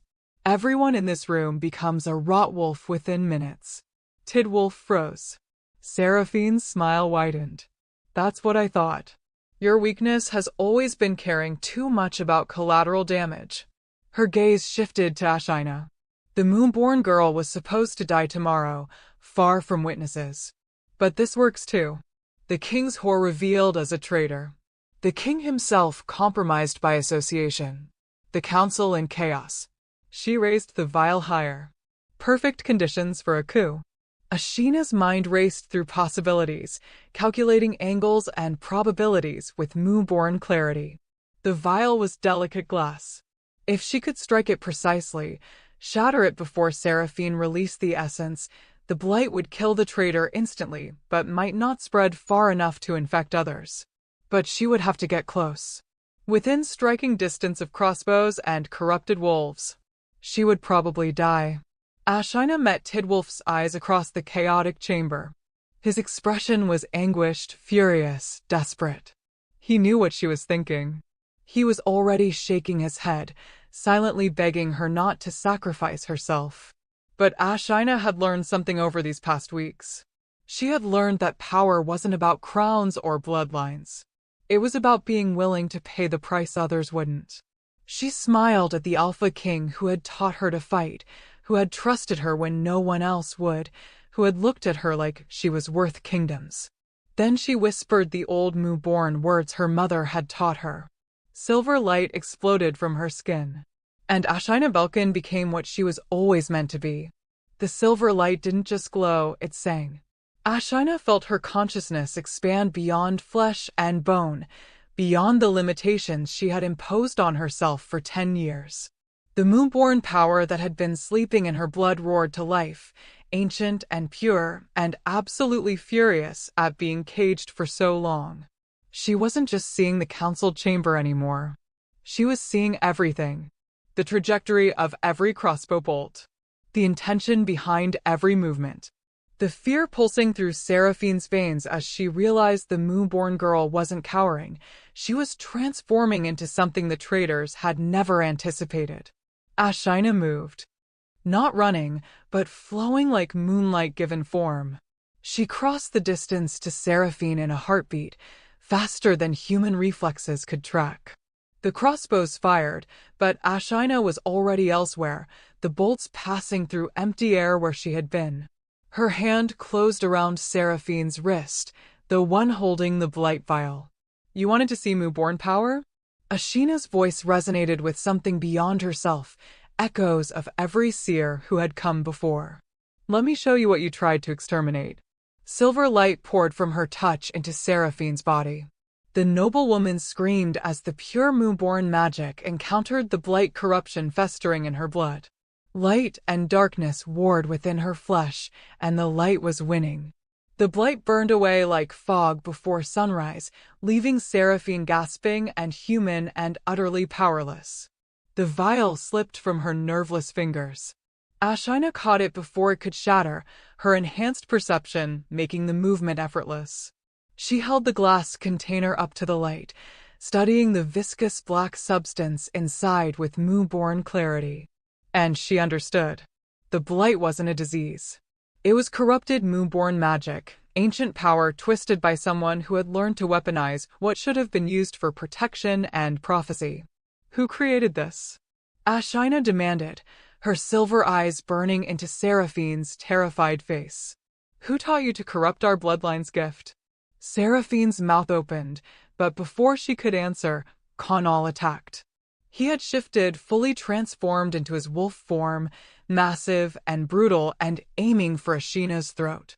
A killing strike from a trained warrior who outweighed her by 200 pounds of muscle and fury.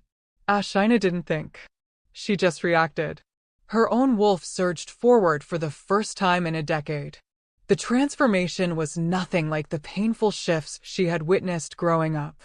This was fluid and natural, her body remembering what it was meant to be.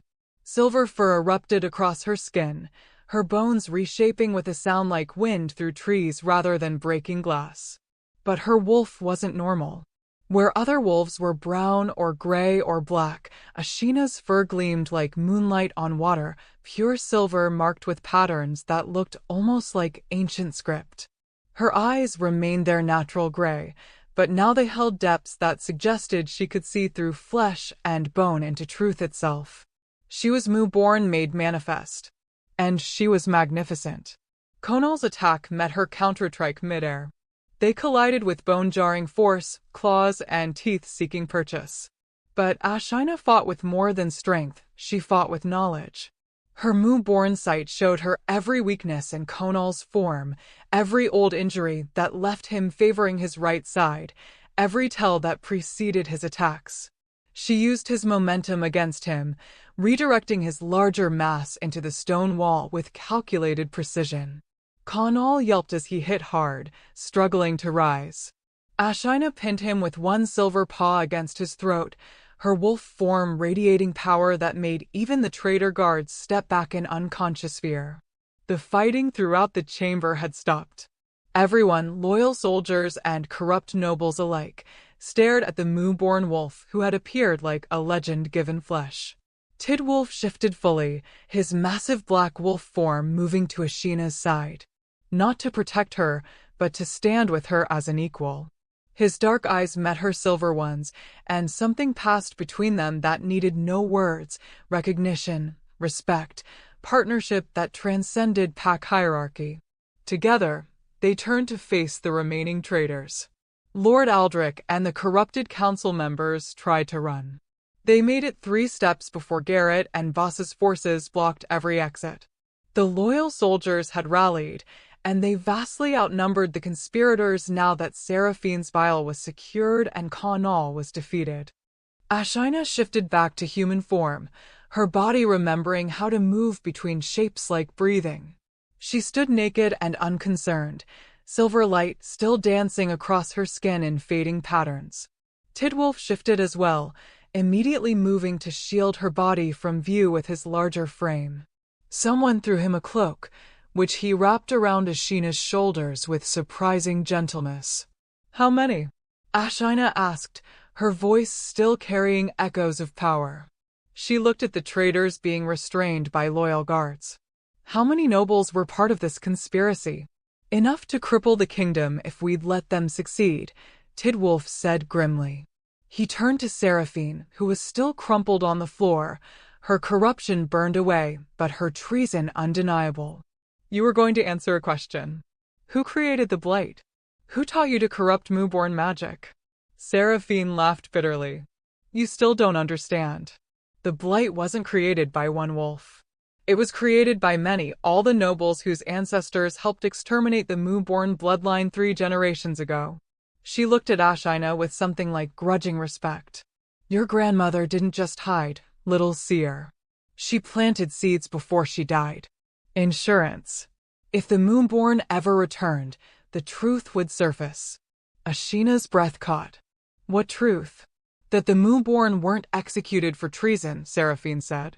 "They were murdered because they discovered the royal bloodline was killing its own wolves to maintain power. Creating famines, starting wars, orchestrating conflicts to keep the packs too busy fighting each other to notice their rulers were parasites." She gestured to Tidwolf. "His great-grandfather started it. Built an empire on the corpses of his own people. The moo-born seer saw it, tried to expose it. So they were eliminated, and history was rewritten to make them the villains." The chamber fell silent except for the sound of breathing and the crackle of dying torches. Tidwolf's expression was stone, but Ashina could see the devastation in his eyes. He had spent his entire reign trying to change a corrupt system, never knowing it was built on genocide and lies orchestrated by his own ancestors. "But the moo-born weren't completely destroyed," Ashina said slowly, pieces falling into place. "My grandmother survived. She hid the truth in plain sight, married into the bloodline she should have destroyed, and waited. For you," Seraphine confirmed. "The prophecy said a moo-born would return when the kingdom needed cleansing most. When corruption had spread so deep that only truth could burn it out." She smiled bitterly. "We tried to finish what your ancestors started. Tried to eliminate you before you could fulfill that prophecy. But he protected you."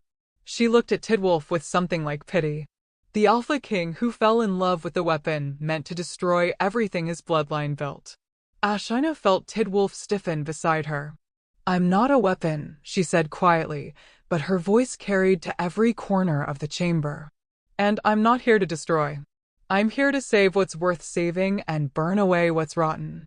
She stepped forward, the cloak falling away as she embraced her nakedness and her power without shame. Silver light blazed from her skin again, but this time it wasn't aggressive, it was revealing. The light washed over everyone in the chamber, and wherever it touched corruption, it illuminated it like a beacon. 3 more council members lit up with the telltale stain of blight contact. They had been hiding their involvement, but Mooborn Sight saw through every lie. The corruption ends tonight, Ashina declared. Every wolf who chose power over pack. Every noble who sacrificed soldiers to protect their own interests. Every traitor who thought their bloodline made them untouchable. She looked at Tidwolf. Your Majesty, I told you I wanted your army to prove myself. But what this kingdom really needs isn't another general. It needs truth. It needs someone willing to expose every rot-infested secret and rebuild from honest foundations. Tidwolf's joy tightened. Then slowly, deliberately, he knelt. The Alpha King knelt before a naked, glowing Mooborn woman in front of his entire remaining council. Then burn it all down, he said, his voice rough with emotion. Expose every lie. Destroy every corrupt system. And when the ashes settle, help me build something worth protecting. He looked up at her with eyes that held pain and hope in equal measure. Not as my queen, not as my weapon, but as my equal, my partner. The wolf who's brave enough to do what I couldn't, tear down everything my ancestors built and create something better. Ashina felt tears sliding down her cheeks, though the silver light made them look like liquid moonbeams. She placed her hand on Tidwolf's bowed head. Then stand with me. Not as a king protecting his subject, but as an alpha choosing his pack. Choose truth over legacy. Choose change over tradition. Choose you over everything, Tidwolf finished, rising to his full height. I already have. Around them, the loyal soldiers knelt one by one.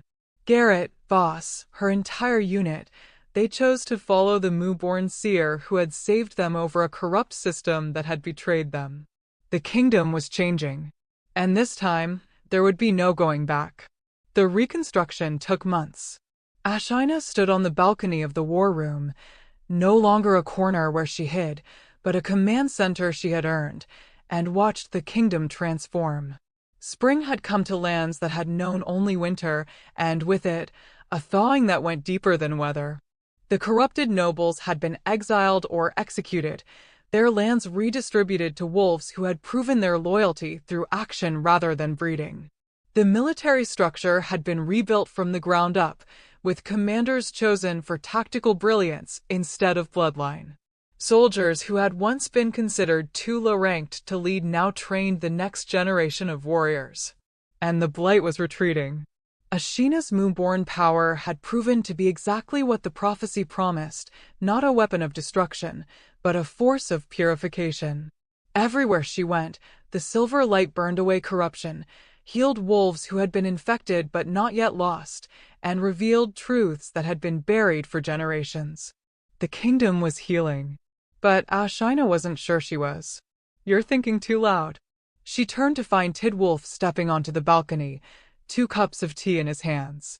He had changed too over these months, still powerful, still commanding, but softer somehow. More human. As if watching his entire legacy burn away had freed him to become something better than his ancestors. I'm thinking about what comes next, Ashina admitted, accepting the tea. We've exposed the corruption. We've rebuilt the command structure. We've pushed the rot wolves back to the borders. But the prophecy said I was meant to cleanse the kingdom. What if there's more? What if this was just the beginning? Tidwolf moved beside her, close enough that their shoulders touched. Then we face it together. Like we've faced everything else. Ashina looked at him, really looked at the Alpha King who had manipulated her into revealing her power, who had knelt before her in front of his entire court, who had chosen change over comfort every single day since. I never thanked you, she said quietly. For what? For making that ridiculous marriage bet. For forcing me to stop hiding. For being arrogant enough to believe I was worth saving even when I didn't believe it myself. She smiled. You were right, you know. If you had just asked me to reveal my bloodline, I would have run. I needed to be pushed. Tidwolf's expression turned rueful. I'm still not sure whether that makes me brilliant or terrible. Both, Ashina said. Definitely both. They stood in comfortable silence, watching the sun set over a kingdom that was finally, slowly, becoming something worth protecting.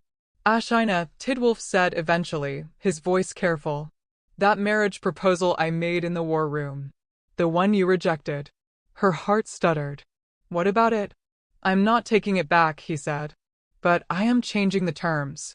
He turned to face her fully, and the vulnerability in his expression took her breath away. I don't want you as my queen because I want to bet, or because you're politically useful, or because your bloodline makes you valuable. I want you because you're brilliant and fierce, and you look at impossible situations and see solutions instead of surrender. He took her hand, his thumb tracing patterns on her knuckles. I want you because you challenged me to be better. Because you chose earned respect over given power. Because when I look at you, I see the wolf I want to stand beside for the rest of my life. Ashina's throat tightened. Tidwolf. Let me finish. His smile was soft and a little broken. I know I don't deserve you. I know I manipulated you and orchestrated situations that could have gotten you killed. I know I'm asking you to tie yourself to a bloodline built on lies and genocide.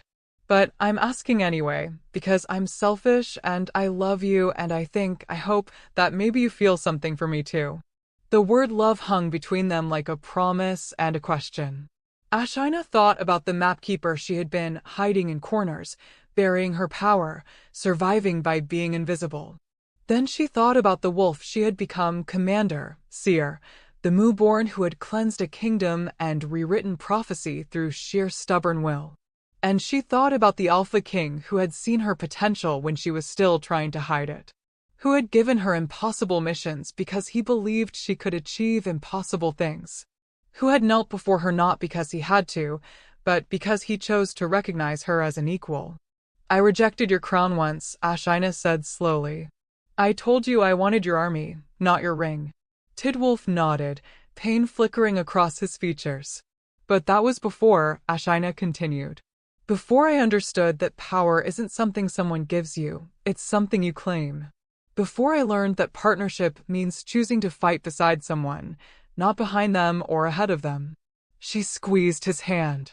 Before I fell in love with an arrogant Alpha King who forced me to become everything I was meant to be. Hope blazed in Tidwolf's eyes. Ashina. Yes, she said simply. Ask me again. Properly this time, without war games or bets or manipulation. Ask me as an equal asking another equal to choose partnership over solitude.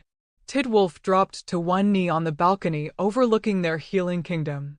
Ashina Velkin, last of the Moo-born bloodline, the wolf who saved my kingdom and my soul, will you stand beside me?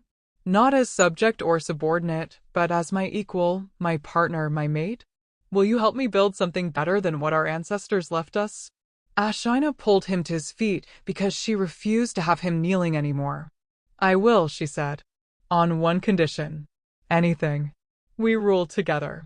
Not king and queen with one subservient to the other, but two alphas who lead as partners. Your strength and my strategy. Your experience and my sight. Equal voices, equal power, equal responsibility. Tidwolf's smile was brilliant and real. I wouldn't have it any other way. He kissed her then, and it tasted like new beginnings and hard-won trust and the promise of building something worth fighting for. When they finally pulled apart, Ashina looked out over the kingdom, her kingdom now too, and wondered what her parents would think. The scholars who had been murdered for discovering truth. The Moo-born who had hidden their daughter and told her never to shift, never to reveal what she was. They had tried to protect her by teaching her to hide. But maybe the greatest protection was teaching her to be dangerous. What are you thinking? Tidwolf asked, his arms still around her. I'm thinking about the girl I was, Ashina said. The mapkeeper who drew lines and stayed invisible. Who thought survival meant being small and quiet and forgettable. She touched her mother's jade pendant, feeling the Moo-born symbols warm against her skin. And I'm wondering if she would recognize the wolf I've become. I think, Tidwolf said quietly, she would be proud. Your parents died protecting you. They would want to know that their sacrifice mattered. That you lived. That you thrived. That you became powerful enough to change the world they tried to save. Ashina felt tears sliding down her cheeks, but these weren't tears of grief. They were tears of release, of acceptance, of finally understanding that she could honor her parents' memory by being everything they had told her to hide. The sun set completely, and the moon rose over the kingdom, full and silver, and watching over a newborn who had claimed her destiny. Somewhere in the forests beyond the borders, the last of the rot wolves retreated deeper into shadow, their corruption unable to withstand the light that now protected the kingdom. Somewhere in the citadel, loyal soldiers trained under new commanders who valued intelligence as much as strength. Somewhere in the council chambers, nobles who had earned their positions through merit instead of birth were learning to govern with wisdom instead of greed.